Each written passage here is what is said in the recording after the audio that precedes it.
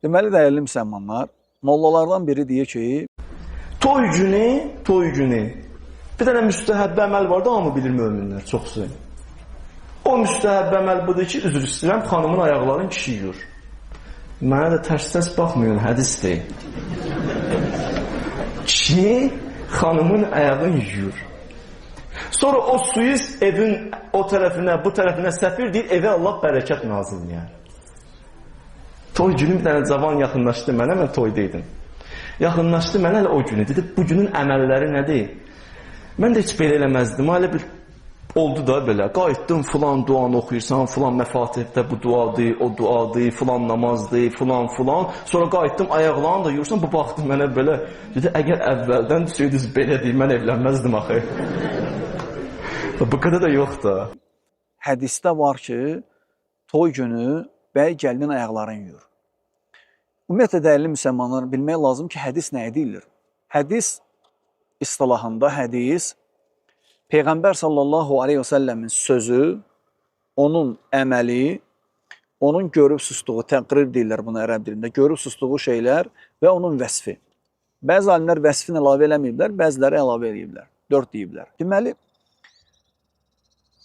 deyəndə ki, hədisdə gəlib, bəy gəlinin ayaqlarını yuması, bu o deməkdir ki, Peyğəmbər sallallahu aleyhi və səlləmin sünnəsində bu gəlib.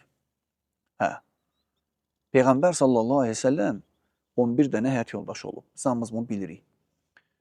Zövcələri çox olub. Allah Taala nə deyir? Allah Taala deyir ki, "Ən-nəbiyyü əvlə bil-mu'mininə min anfusihim və əzvacuhu ummahatuhum." Peyğəmbər sallallahu aleyhi və səlləm möminlərə öz nəfslərindən daha yaxındır. Onun zövcələri möminlərin analarıdır. Yəni zövcələri olub. Bir neçə dənə həyat yoldaşı, qadını olub onun. Muhammed sallallahu aleyhi və səlləmin. Lakin harda dəlil var?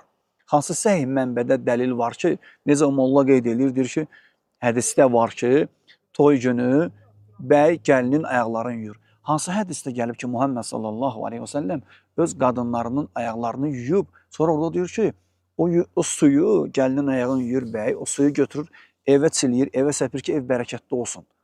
Bu birincisi xurafatdır, belə şey eləmək. İkincisi, harada dəlil götürmüsən? Hansı hədisdə gəlib ki, Muhammed sallallahu aleyhi və səlləm belə eləyib. Bax, Əli ibn Əbi Talib mi eləyib?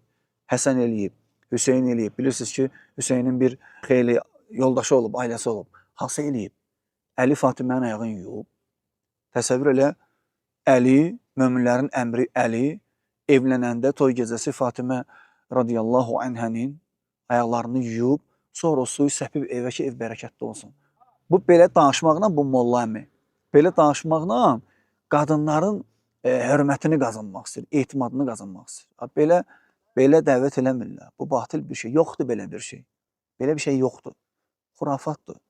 Qalıblar nə özlərindən çıxartsınlar ki, insanların etimadını qazanmaq üçün, qadınların və s.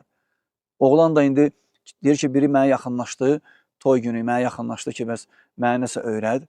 Bugün əməlləri nədir? Mən dedim ki, belə-belə. O da deyib ki, vaxtında deyərdiniz, mən eləməzdim, heç evlənməzdim. Yoxdur belə bir şey, dəyərli müsəlmanlar.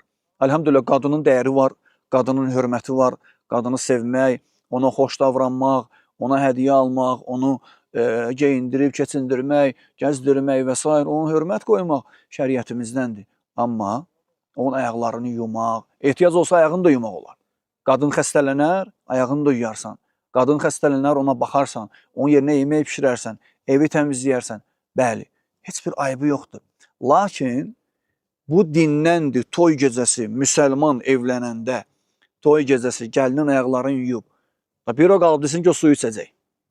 Sonra suyu səpsin divarlara, ev bərəkətli olacaq. Belə şey yoxdur, boş söhbət. Mollaların həmişə kim xurafatıdır. Bir şey versiz, yəni özlərindən nələr çıxardırlar. Bu dindən deyil. Belə şey eləməyin. Belə şey eləməyin. Olmaz. Yoxdur belə bir şey. Hədis desə gətirsin. Hansı səhih mənbədə belə hədis var. İnanmayın belə şeylərə. Boş söhbətlərdir bunlar. Elhamdülillah Rabbil ələmin.